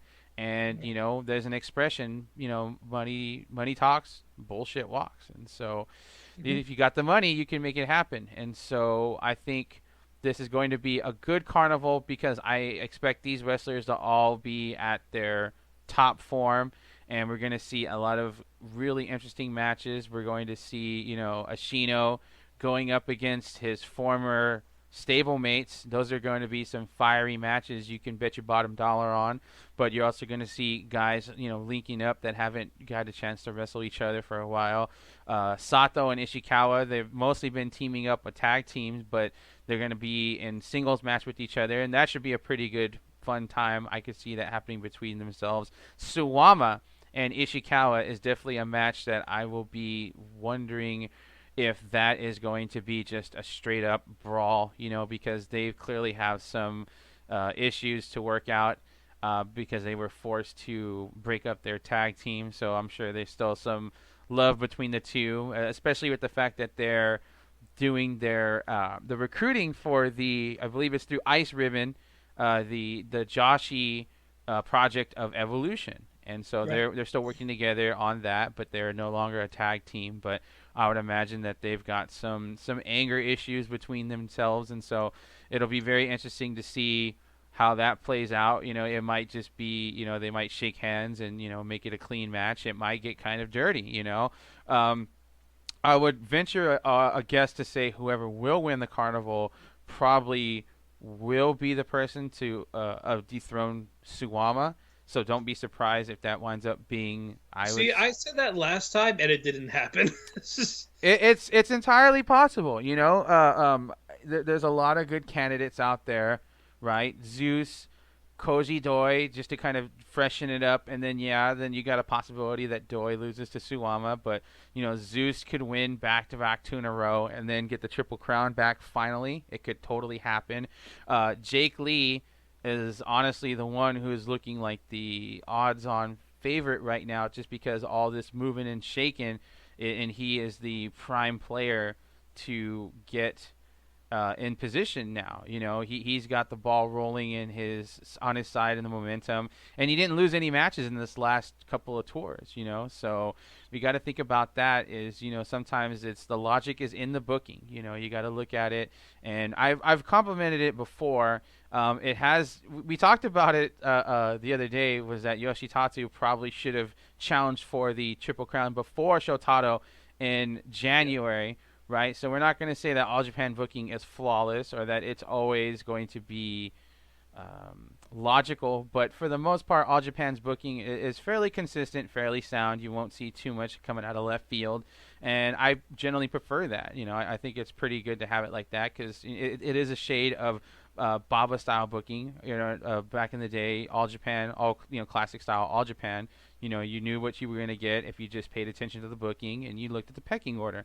So, having said that, I am looking forward to the carnival. But if I had to place a bet right now, you're saying to me, Dave, who is going to win the carnival this year? I really hate to say it, but I would say my top 3 picks are in this order. I'd say Jake Lee is number 1. He's at the top. I think that he's going to lead his new army into. And here's the thing. A lot of people have talked about Enfant Terrible. Yes, I understand they were a very big stable in a dead wrestling promotion, because Wrestle 1 is dead and buried. Rest in peace, though. But maybe how the booking is viewing it as, you have to let a dying thing die, like completely, right? Because if we just get rid of the name Enfant Terrible, okay, and then you create a new army that's more kick-ass, that is successful, then you could see Jake Lee become the Triple Crown champion, win the Champions Carnival. Then you begin to see, Hokuto Omori and maybe Koji Doi, they win the All Asian Tag Belts, right? Kumarashi, and Kodama, they could also win the All Asian Tag Belts. We could see Kumarashi and Doi recreate their awesome team, which I loved in Wrestle 1. They could become World Tag Team Champions. But the thing is by starting fresh, starting anew, you could build up something that belongs to All Japan, not so much to Wrestle 1. Okay, so that's my top pick, is Jake Lee 1.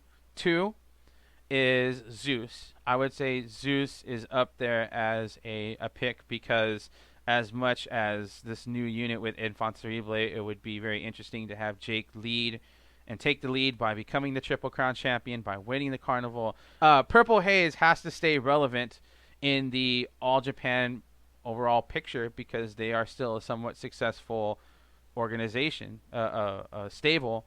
And so if Zeus were to win 2 Carnivals back-to-back, I would think that wouldn't be the worst thing in the world. Purple Haze definitely does deserve to hold on to titles and to still be at the list of the challengers for all the major titles in All Japan. I believe Izanagi is going to challenge CIMA in the next series, and I also believe that EDA and Zeus will be challenging for the World Tag Team / Double Cup Tag Team Championship against Next Stream as well. So that is who I picked for number 2. Who I picked for number 3, and this is going to sound, I really had to sit and think about this. It's possible Kento wins this thing, right? Because as much as you have to keep Kento out of the Triple Crown scene, right? He has been out of the Triple Crown scene for a bit, right? He is one half of the World Tag Team Champions, right? But the thing that I want to go back to is that I think there's a big story just waiting to be told with Yuma finally going all in on being that dastardly bastard heel and turning his back on Kento. Now, it may be too soon to do it, but the thing is that there's plenty of time between here and May when the finals occur, right? We could have the big singles match between the two of them during the Carnival, because if they do decide to go one block, round robin with everybody facing everybody, right? You could see Kento beat Yuma and Yuma just finally losing his shit and saying, hey, fuck Next Stream, fuck everybody else, it's entirely possible, and then Yuma maybe fakes out Kento and, maybe Kento wins the Carnival and he's all nice and smiles with Yuma, and then that is when he turns on Kento, is he betrays him when he needs him the most for support during the Triple Crown title match against Suwama. And then you have that full-on Yuma versus Kento story. I still think that's something that is going to happen. And it'll probably happen by the end of the summer, if not by the beginning of the summer. Because I think you have to stay with Yuma being in that Triple Crown title scene, or at least being at the top of the order of heavyweights in All Japan. And how you do that is you have him start going over Kento. But you have to have Kento get some momentum back in order for Yuma to steal it from him. And so the way you do that is you have Kento win the Carnival, and then you have Yuma basically turn his back on Kento when Yuma needs that support, because you could see Kento is way into that team, more into that combination than Yuma is. Yuma seems to just be sort of like there. And if you look at the pictures and if you watch the matches, you can actually see that Yuma is just more enamored with holding title belts and being a champion than he has having anything to do with Kento, right? And that's something that a lot of people need to keep in the back of their minds as we get closer to the Carnival, is that once it gets to the Carnival, all friendships, are put aside, and all alliances and, all championships that are shared by a team that are, in this thing, that you got to put that aside, because this is about one man's vision to become the Champions Carnival winner and then possibly become the Triple Crown champion. I think we pretty much have the same 3 in terms of order. Like I do see Jake winning, especially with this new persona of his. I feel like this is something like it has to happen, especially with this. Zeus, I would like to see him become a back-to-back Carnival winner and then getting the belt this time. Third, I do agree with Kento, but at the same time, I would like to see Yuma win it. Even though he might not, I do think it would work. However, I do see him being in the finals this year at least. Yuma being in the finals? A Yuma-Jake final, basically. Okay. All right. But if it was Ashino, I won't be surprised if it's Jake Lee and Ashino. But as of right now, I feel like we could get a Yuma-Jake final as a surprise. So you would say Yuma-Jake is your pick for the final? Yes, with Jake winning. Okay. I would say my pick for a final would probably be, if I had to pick it right now, I would say Jake and Kento.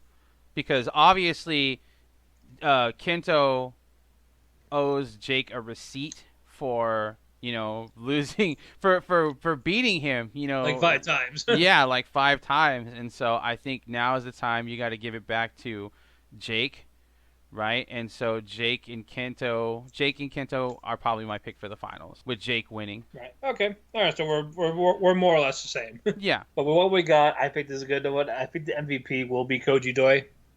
Yeah, I think so too. He's great. He's great in the ring, and I feel like if he does fight all these names, you can show what he can do. Even if he doesn't win them all, like if he only wins like 1 or 2 matches, like he'll make a big impression at the end of this. See, that is the position that Yuma was basically in last year, right? I don't believe that Yuma won all of his matches. He won like 3, but it was just the swagger, the style. He had some style. He had some charisma behind him. And it's not like Yuma didn't have it before, but he's really got it now.